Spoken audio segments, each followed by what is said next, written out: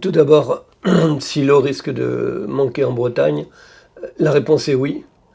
On sait déjà qu'on a très peu d'eau souterraine, c'est beaucoup d'eau de surface, et ce qui fait que notre stockage est extrêmement limité.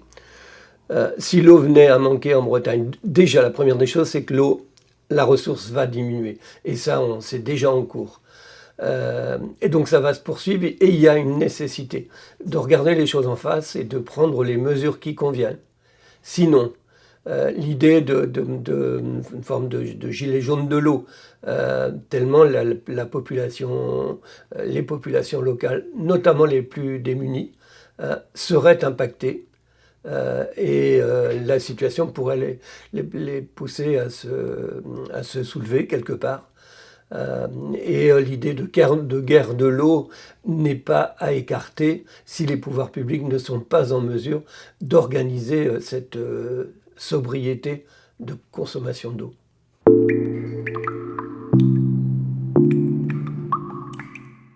La première des choses, c'est que très globalement, la prise de conscience est là du côté des citoyennes et citoyens.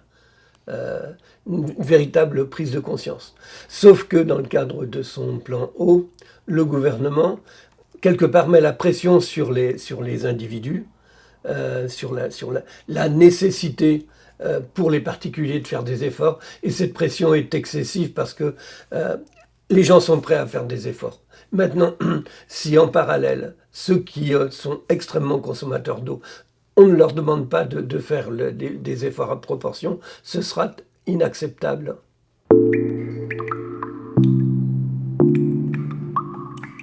Poursuivre la croissance, c'est un non-sens total et un non-sens historique quelque part. On parle du changement climatique à 4 degrés. Il n'y a pas si longtemps, on mettait 3 degrés comme un maximum. Quand allons-nous arrêter ce mouvement? Et on sait que le mode de croissance, s'il continue, est suicidaire pour l'ensemble de la planète. Moi, j'aime bien parler de sobriété de consommation. Et derrière la sobriété, quelqu'un que j'admire beaucoup, Pierre Rabhi, lui parlait de sobriété heureuse comme une nécessité. La sobriété heureuse, c'est une sobriété acceptée par les gens qui consomment moins.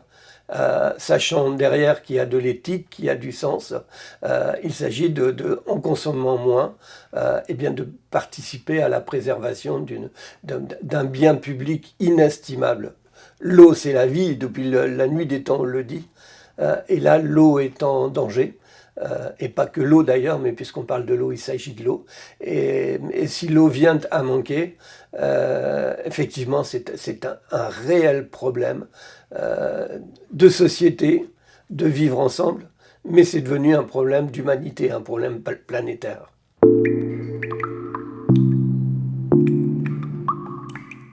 Tant que nos gouvernants diront qu'on peut continuer la croissance. Et d'ailleurs, pour ceux qui disent oui, mais avec les nouvelles technologies, avec l'intelligence artificielle, on va y arriver, ça, c'est fuir devant la réalité. Et c'est, on va le dire, le mot est fort, mais quelque part c'est criminel d'aller dire ça et d'aller faire croire ça aux gens. Et dès l'instant qu'on va faire croire ça aux gens, les gens qui sont déjà démunis avec plein de problèmes sociaux et autres,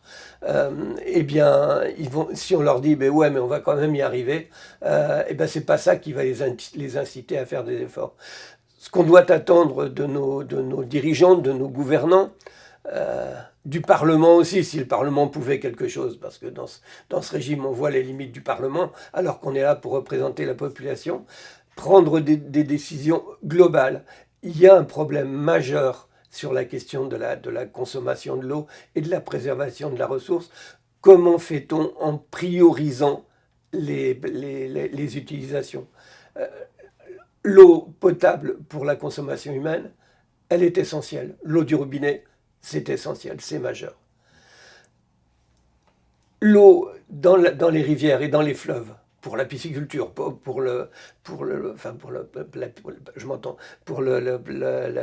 l'activité piscicole de la rivière, les zones humides qui sont liées, tout ça c'est aussi essentiel.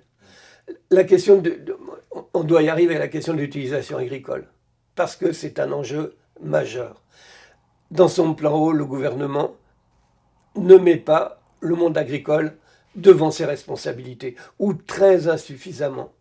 Il va falloir changer les méthodes. Nous, on le dit, moi je le dis depuis très longtemps, il va falloir changer les méthodes culturelles, revenir à de l'agronomie qui, par définition, est économe en eau. À l'inverse, les grandes monocultures, notamment du maïs, qui sont énormément demandeuses en eau et qui dépendent de la présence de l'eau. Ça, il y a un moment où c'est devenu... On est déjà tard là. Il va être temps de...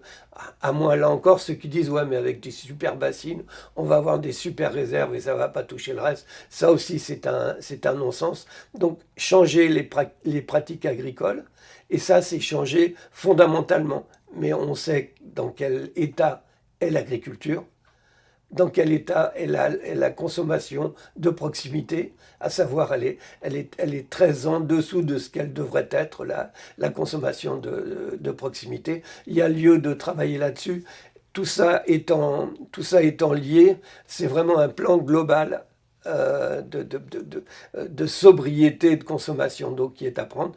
Mettre aussi l'agriculture, je le répète, aussi sur les questions de la qualité de l'eau, parce que l'impact des pesticides sur les réserves d'eau, notamment en eau profonde, de captage d'eau. Mais c'est abominable comment l'eau est impactée par les molécules de pesticides, par les métabolites de ces molécules. On s'en rend compte maintenant, on n'arrête pas de nous dire, voilà, c'est un réel problème, et on continue comme ça. Alors, il y va par rapport à l'agriculture, de l'utilisation modérée de la ressource en eau, et aussi préserver sa qualité. Il ne s'agit pas d'être jusqu'au boutiste là-dessus. De l'eau, pour l'agriculture, il y en a besoin d'une manière mesurée. Pour le maraîchage, c'est une nécessité. Donc il ne s'agit pas de fermer toutes les vannes, il s'agit de travailler sur une utilisation modérée et responsable. Et pour revenir à la question de départ, si les gens, nos concitoyens, savent ça, qu'il y ait de la pédagogie de fait autour de ça, et qu'on demande à tout le monde de faire des efforts, en particulier les plus utilisateurs, eh bien moyennant ça, il y aura évidemment des attitudes responsables, collectivement responsables, qui nous permettront de sauver la mise.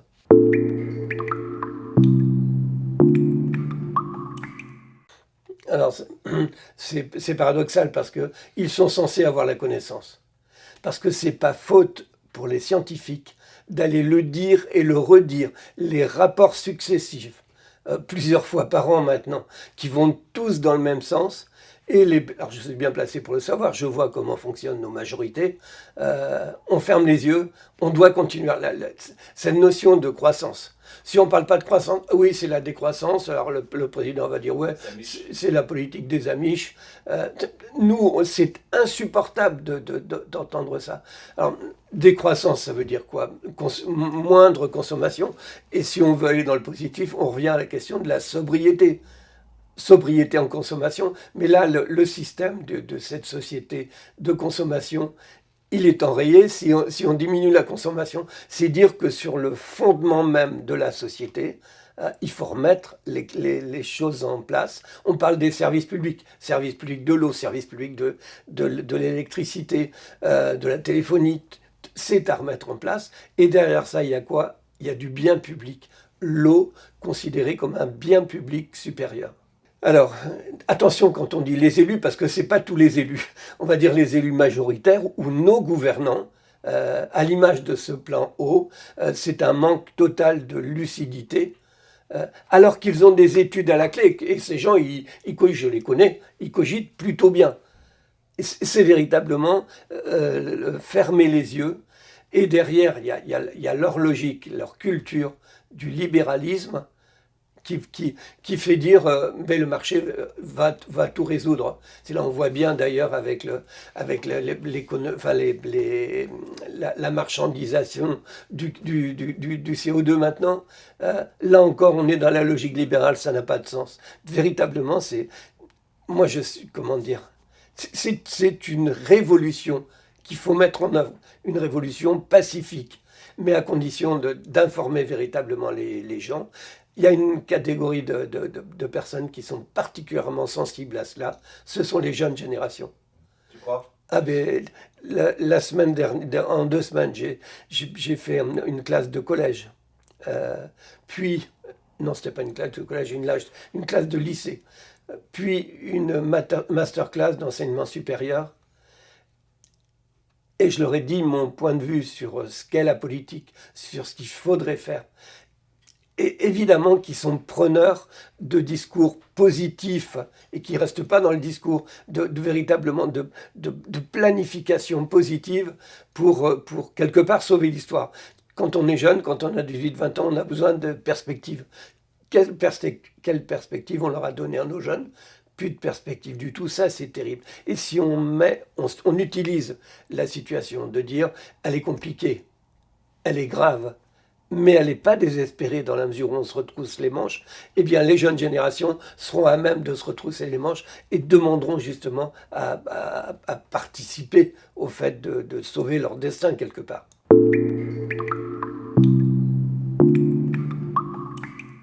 Il y a deux aspects, ascendant et descendant.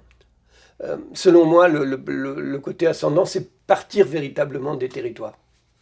Et au niveau des sages, par exemple, sur les territoires, il y a un travail extrêmement intéressant qui est mené, et travail de concert entre les élus locaux, les paysans, les consommateurs. Les choses fonctionnent bien.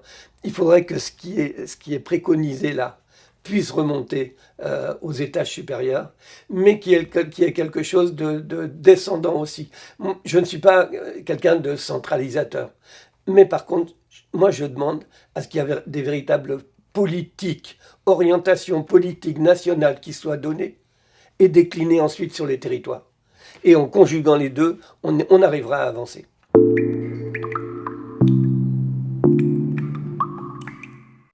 Certains disent, à l'instar du gouvernement, c'est absolument nécessaire et pas véritablement impactant dans la mesure où c'est bien géré.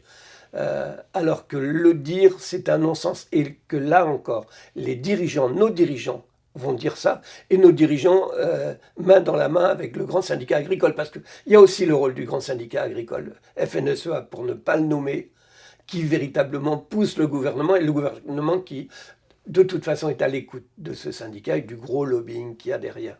Les méga-bassines, c'est un non-sens, ce n'est pas une réponse. Je l'expliquais tout à l'heure, la question de modification des pratiques agricoles et de l'utilisation du sol en général. Et donc c'est tout un ensemble qui est à remettre en question. Et les méga-bassines, c'est non. Alors c'est pas étonnant après que notamment des jeunes en nombre vont s'y opposer, et plus ça ira dans ces domaines-là. Le domaine de l'eau est extrêmement sensible. Plus ça ira, plus il y aura des mobilisations. On aura beau mettre des flics, on aura beau essayer je sais pas quoi, d'enfermer les gens, les jeunes, mais aussi les adultes qui ont conscience que l'eau est un bien public et que là on est en train eh bien, quelque part, c'est scandaleux. Et face aux choses qui sont scandaleuses, eh bien, c'est de la mobilisation.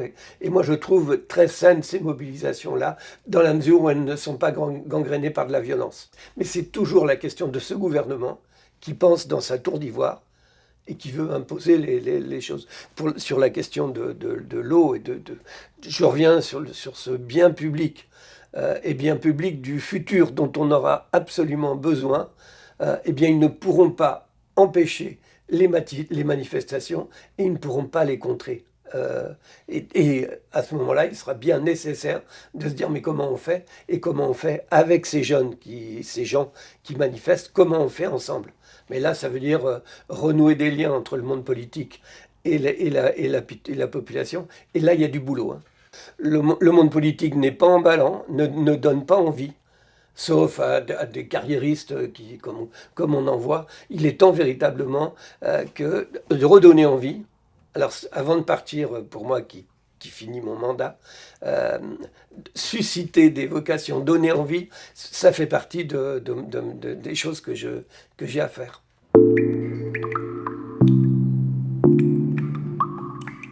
La question de l'élevage, c'est une vraie question de société aujourd'hui. Une autre encore. Euh, En tout cas, l'élevage industriel a fait son temps. Il n'y a pas d'avenir dans l'élevage industriel.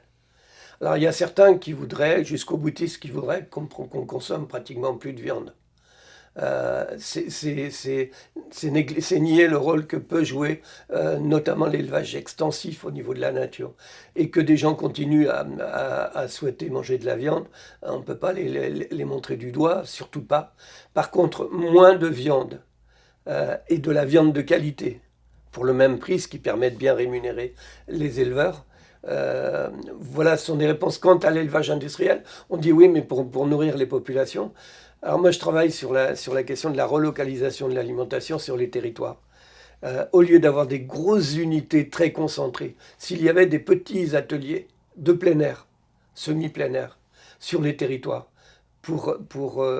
si on a besoin de volailles, par exemple, sur un territoire donné, que l'essentiel de la volaille qui est consommée sur ce territoire sera produite sur le territoire. Là, ça change complètement la manière de faire et ça ouvre un champ extraordinaire à des choses nouvelles, mais qui remettent de l'humain dans le travail du paysan. Du lien entre les consommateurs et les paysans, et là encore, de l'avenir, parce que c'est de ça qu'il s'agit.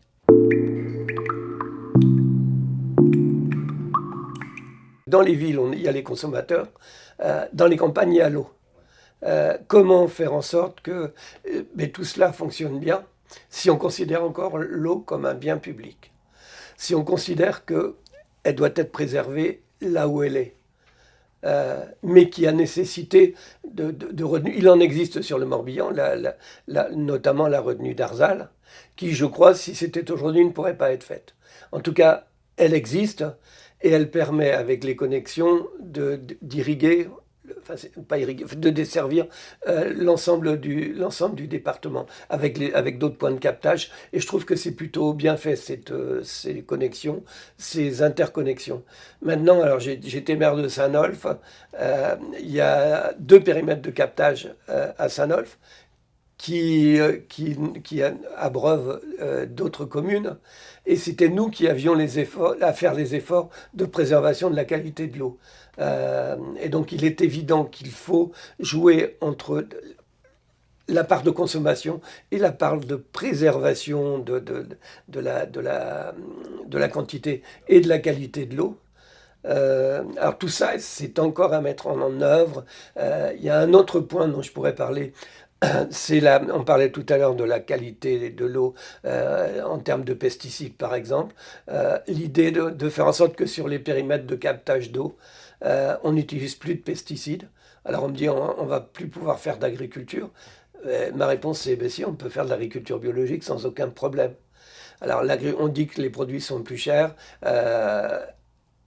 Peut-être d'un côté, mais d'un autre, si on prend en compte les coûts de pollution de l'eau pour la dépollution, en France, c'est entre 1 milliard et 1,5 milliard d'euros chaque année. Alors si on demandait aux villes, qui ont quand même plus d'argent que les communes, d'aller aider à mettre en place l'agriculture biologique sur les territoires, ce serait autant de gagner, et pour la quantité et pour la qualité de l'eau.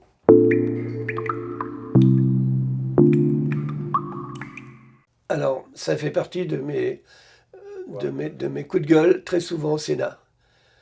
Tellement il y a une disproportion de moyens entre l'agriculture conventionnelle et l'agriculture biologique. C'est même impensable comment c'est disproportionné. Alors, on demande... par exemple, la prise en considération, je parlais de la qualité de l'eau, mais l'ensemble des externalités négatives de l'agriculture conventionnelle. C'est la qualité de l'eau, la qualité du sol, la qualité de l'air, les pollinisateurs, la santé humaine. Tout ça, c'est des coûts pour la société qui ne sont pas du tout pris en compte. Et alors, comme l'agriculture biologique préserve tout ça, Si on donnait même une infime partie de cela pour aider à l'agriculture biologique, eh bien l'agriculture biologique serait florissante. Et l'agriculture biologique est une agriculture d'avenir, évidemment. Ceux qui vont dire c'est de l'utopie, de Do River, on vient de... Alors, l'INRAE, c'est un institut qui n'est pas spécialement révolutionnaire.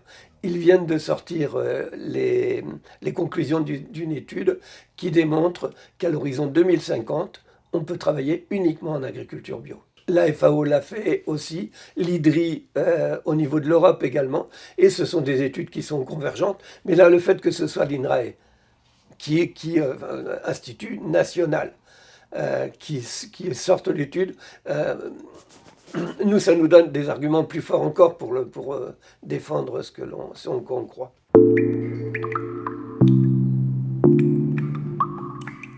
Intellectuellement, les choses évoluent.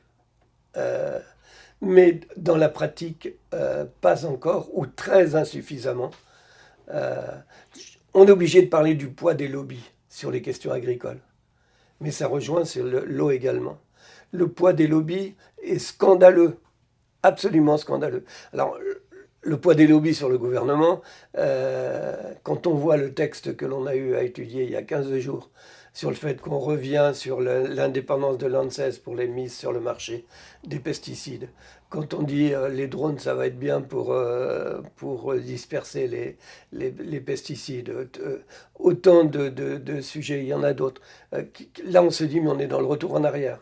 Alors que jusque-là, même si ça avance trop lentement, ça avance quand même. Enfin, ça, il y a la prochaine loi loi d'orientation agricole, qui, on l'espère, va revenir quand même sur ces propositions-là. Mais alors que les choses sont tellement évidentes aujourd'hui et que les solutions, il y a des solutions. Derrière, s'il faut une volonté politique extrême.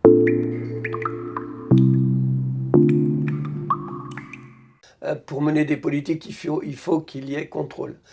Contrôle, ce sont les services d'État.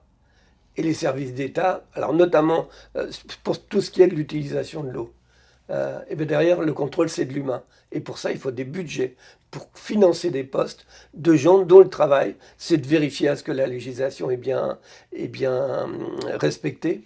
Et là, on a de quoi faire. Mais alors, je vais extrapoler encore, mais pour ce qui est de la qualité de l'eau, c'est le cas. Pour ce qui est dans les abattoirs, c'est le cas. Pour ce qui est du contrôle aux frontières, c'est le cas également des produits importés. Derrière encore, c'était des services publics de contrôle qui se sont délités au moment où on en aurait besoin, mais plus que jamais.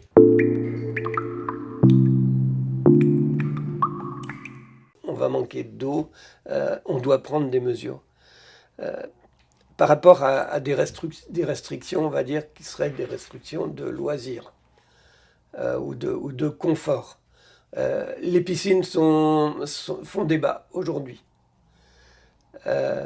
Les piscines privées, alors qu'on aille se dire, des gens qui ont une piscine sont des gens qui ont les moyens d'avoir une piscine, donc les moyens de remplir la piscine. On sait qu'il y a du mètre cubage d'eau pour les remplir, pour les nettoyer, pour les re-remplir. Là, c'est tellement évident que la piscine privée, pour moi, ses années sont comptées. On ne peut pas. Par contre, pour que les gens puissent profiter de la piscine, des piscines publiques, qu'il y ait véritablement un plan de développement. Il y en a pas mal encore des piscines publiques, mais insuffisamment. Faire en sorte que là encore, on joue collectif, à savoir que la piscine fait partie de nos nécessités, de notre culture, et l'apprentissage de la natation et tout ça. Tout ça doit se faire, à mon avis, dans des piscines publiques, donc non aux piscines privées, sur des choses aussi simples que laver sa voiture au jet d'eau, mais on l'a tous fait. Donc l'eau, elle s'en va. C'est de l'eau quelque part perdue. alors qu'elle a été traitée et bonne pour la consommation. Faire en sorte d'inciter à pratiquer les stations de lavage qui maintenant, pour beaucoup, réutilisent l'eau, retraitent et réutilisent l'eau. Ce sont de petits exemples, mais des exemples qui en plus démontrent qu'un effort collectif est en cours.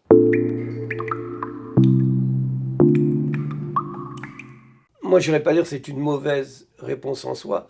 Dans un éventail de réponses, l'utilisation des eaux usées retraitées fait partie des sujets intéressants. Ce qu'il faudra par contre, quand on parle eau traitée, c'est souvent les eaux d'assainissement. euh, Travailler sur l'utilisation des antibiotiques que l'on retrouve dans les résidus. Autant, si on veut réutiliser, il faut vraiment qu'on fasse attention à ce qu'on y mette au départ avant d'user l'eau.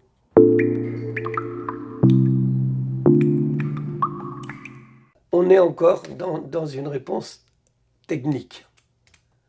On reprend de l'eau, on la repompe pour la remettre dans les nappes, parce qu'on se rend compte que les nappes, leur niveau est excessivement bas. On est encore quelque part le curatif en utilisant la technique. Pourquoi les nappes sont basses? Il faut justement faire en sorte que les rivières, les fleuves gardent une quantité suffisante pour que par infiltration, les nappes soient de nouveau remises à flot. Euh, Parce que c'est pas une réponse d'aller dire quand il y a de l'eau, on va la prendre, on va la réinjecter. C'est pas non plus comme ça que ça marche, quoi.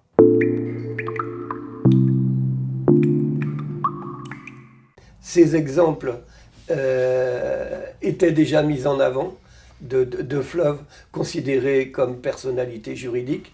Les choses sont en train d'avancer. Là encore, à l'époque, c'était il y a quelques années, on nous disait utopie. Et au final, les choses sont en train d'avancer. Et ce seront des éléments, des outils qui permettront justement, et là formellement par la loi, de préserver l'environnement et de préserver ces entités. Ça va déranger le libéralisme ambiant. Pourtant, c'est une nécessité. Et alors on va dire, ouais, mais de toute façon, ils sont aussi sous l'influence de lobby, ils vont pas pouvoir bouger. Alors moi, ma réponse, c'est de dire au Parlement, si on trouve une majorité pour voter une loi, eh bien cette loi est applicable. Ça avait été le cas de la loi Labbé, on me disait que ce ne serait pas possible. On a trouvé une majorité, elle est appliquée maintenant. Et pour ces sujets-là, si on voulait considérer dans la loi que des éléments de la nature soient considérés personnalités juridiques, il faut une loi. Si la loi est déposée via une proposition de loi, par exemple, parce que ça ne viendra pas de l'État, qu'on travaille énormément sur le débat public avant cela. Pourquoi on mettra en place cette mesure? Majoritairement, l'opinion publique sera favorable, c'est certain.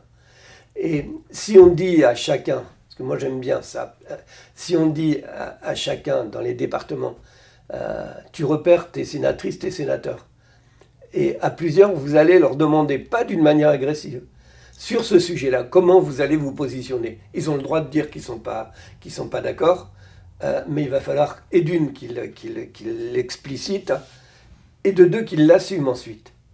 Eh bien, je peux dire que là, si véritablement on forçait la démocratie à marcher comme ça, parce qu'il s'agit de faire marcher la démocratie, eh bien, les majorités changeraient, et on pourrait avancer beaucoup plus rapidement. Et moi, je suis convaincu qu'on va y arriver avec des méthodes comme celle-là, tout en respectant le monde politique, parce qu'on est dans une société où les responsabilités sont électives. Comment faire avec, sans tout rejeter en disant que, voilà, pour moi, il faut reconnecter entre tout ça. En fait, il faut forcer les élus, là au sujet des lois, c'est les parlementaires, forcer les parlementaires à faire leur boulot. et faire leur boulot en leur âme et conscience. Parce qu'on voit comment ça fonctionne, les mots d'ordre des partis politiques. Certains collègues qui disent « moi j'étais d'accord avec toi, mais tu comprends, je ne pouvais pas trop... alors évidemment, ils ne peuvent pas. Alors, eh bien si c'est leurs électeurs qui vont leur dire « non mais là, on t'a fait confiance, comment tu vas te positionner ?» et qu'il faudra l'assumer après, ça change tout. J'en suis certain. Ça rendrait même service à des élus qui aient cette pression-là.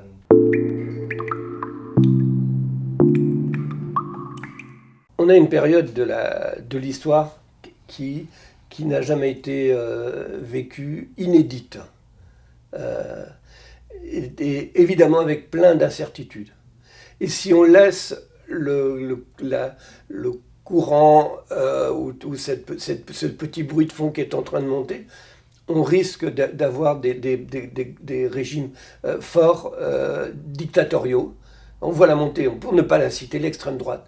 On la voit monter, alors c'est pire maintenant, elle monte à pas de velours, en douceur, en s'adressant aux populations qui se sentent laissées pour compte. C'est valable en France comme dans les autres pays européens. Ils ont des réponses simplistes, mais qui parlent aux gens. Et s'il n'y a pas des contre-réponses d'autres partis politiques pour dire la vérité aux gens, mettre les gens devant leurs propres responsabilités, sans les pointer du doigt, eh bien oui, on risque d'avoir des régimes durs. Et là pour moi, ce serait le pire du pire. Et il y a lieu justement, en même temps que lutter contre les réchauffements et autres, lutter contre cette montée noire.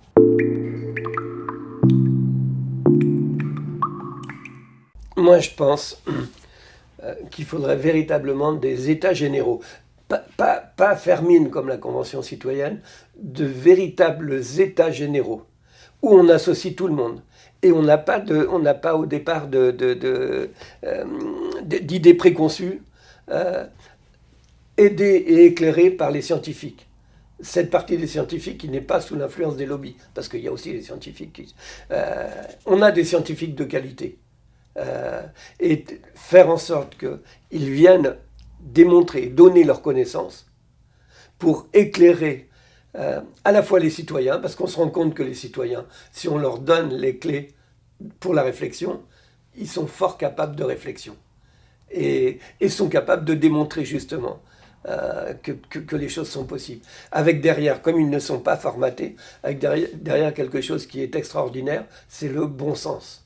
Moi, je crois que c'est nécessaire et donc possible. Petite citation, au passage, petit écart, petite citation de l'abbé Pierre. La politique, c'est l'art de rendre possible ce qui est nécessaire.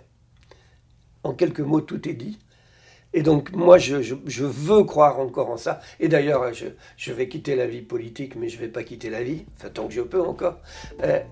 Travailler sur ces sujets-là, ça m'intéresse bien.